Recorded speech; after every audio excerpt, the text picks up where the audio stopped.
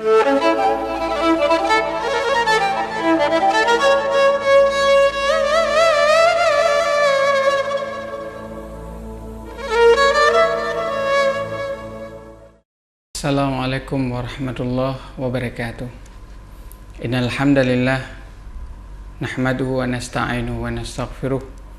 Allahumma fasalli wa sallim wa barik ala habibina wa mustafana Muhammad bin Abdullah wa ala alihi wa mawalah, amma ba'd. Pemirsa iNews TV yang dirahmati oleh Allah Subhanahu wa taala, alhamdulillah kita berjumpa kembali pada pagi hari yang berbahagia ini. Mudah-mudahan Allah Subhanahu wa taala senantiasa taburkan keberkahan kepada kita semua. Pada pagi hari yang berbahagia ini kita akan membahas mengenai sebuah topik, sebuah tema menyangkut tasawuf, konsep tasawuf dalam Islam. Kita sering mendengar orang menyatakan, ulama tasawuf menyebutkan, saya ingin belajar tasawuf. Apa itu tasawuf? Tasawuf ini sendiri, bila kita merujuk ke dalam Al-Quran, ke dalam hadis, Rasulullah SAW ditanyakan oleh Jibril. Jibril datang kepada Rasul, Jibril bertanya mengenai Islam, iman, ihsan. Ketika ditanya mengenai mal ihsan, Rasul mengatakan, anta'budallaha ka'annaka tarahu fa illam takun tarahu fa innahu yarak. Bahwa kamu menyembah Allah, beribadah kepada Allah seakan-akan engkau melihat Allah. Fa illam takun tarahu, maka jika engkau tidak mungkin melihat Allah, ketahuilah bahwa Allah melihatmu.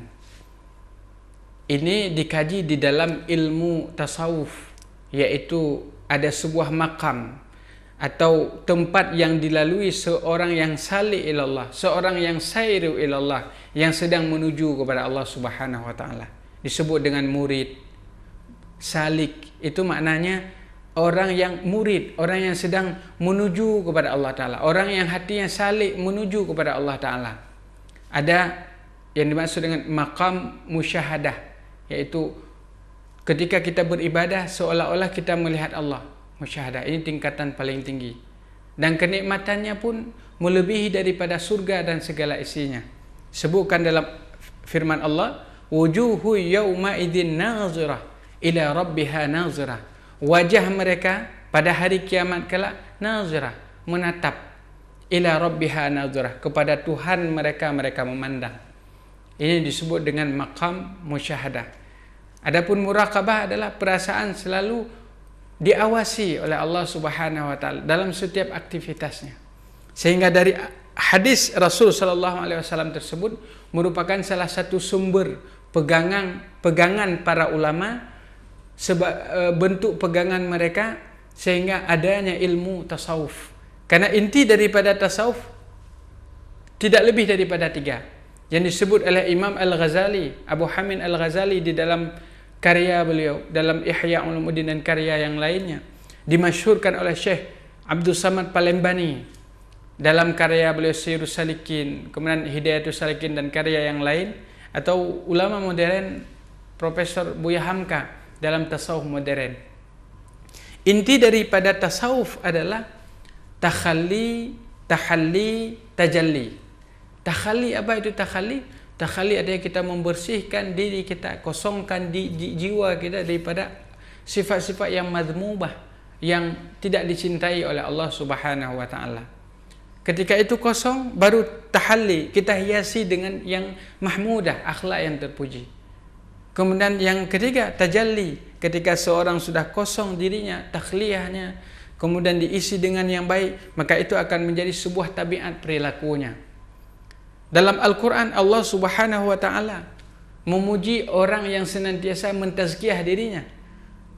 Qad aflaha man zakkaha wa qad khaba man dasaha. Sungguh beruntung, qad aflaha man zakkaha, beruntung orang yang zakkaha, membersihkan dirinya, wa qad khaba man dasaha, dan rugi orang yang mengotori jiwanya. Dalam ayat yang disebutkan, qad aflaha man tazakka, wa dzakara asma rabbih fasalla. Berbahagia, beruntung orang yang tazakka, selalu berusaha memperbaiki dirinya. Karena tidak dinamakan manusia melainkan keliru, salah, khilaf, itulah manusia. Tetapi wa khairul khata'ina tawwabun, orang yang keliru, yang paling hebat itu orang yang senantiasa taubat kepada Allah Subhanahu wa taala. Jadi ilmu tazkiyah, ilmu tasawuf sendiri adalah ilmu yang mengkaji bagaimana seseorang itu bisa selamat kelak, bagaimana amalan-amalan seorang itu kuat, seolah-olah seperti dia menanam sebatang pohon yang ada tanah di sana. Nah, ilmu tasawuf adalah seperti pagar yang membentengi amalan tersebut sehingga amalannya kokoh, amalannya kuat. Disebut dengan tasawuf, dan orang yang memasyhurkannya adalah Imam Al-Ghazali. Namun tasawuf ini sendiri ada yang mengidentikan dengan tasawuf, ada pula yang mengidentikan dengan ilmu tazkiyah. Ada ulama yang tidak memakai terma tasawuf tapi pakai ilmu tazkiyah, tazkiyatun nufus, artinya membersihkan jiwa.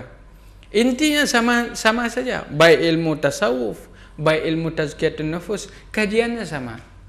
Mengkaji mengenai nafsu manusia, nafsu ammara, nafsu mutmainnah, nafsu lawamah, mengkaji mengenai hati, qalbun salim, qalbun marid, qalbun mayyit. Itu kajian-kajian yang ada dalam tazkiyatun nufus. Atau ada yang mengistilahkan, tidak diistilahkan dengan ilmu tasawuf, tidak diistilahkan dengan ilmu tazkiyah, diistilahkan dengan ilmu akhlak. Ketiga-tiganya sama.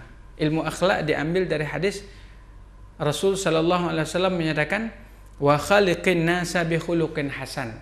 Berinteraksilah dengan manusia dengan akhlak yang baik. Ada ilmu tasawuf, ada ilmu tazkiyah, ada ilmu akhlak. Semuanya bermuara pada satu hal, yaitu mentazkiyah, yaitu membersihkan diri hamba Allah.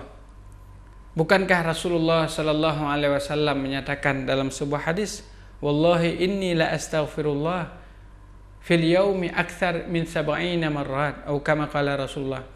Demi Allah, dalam setiap hari aku beristighfar kepada Allah, aku memohon ampun kepada Allah lebih daripada 70 kali. Dalam riwayat yang lain disebutkan 100 kali. Pemirsa News TV yang dirahmati oleh Allah Subhanahu wa taala. Maka oleh karena itu ilmu tasawuf merupakan ilmu yang penting. Ilmu untuk memperbaiki kepribadian kita, memperbaiki hati dan jiwa kita sehingga menjadi pribadi yang baik. Pemirsa News TV yang dirahmati oleh Allah, kita akan kembali setelah pesan-pesan berikut ini.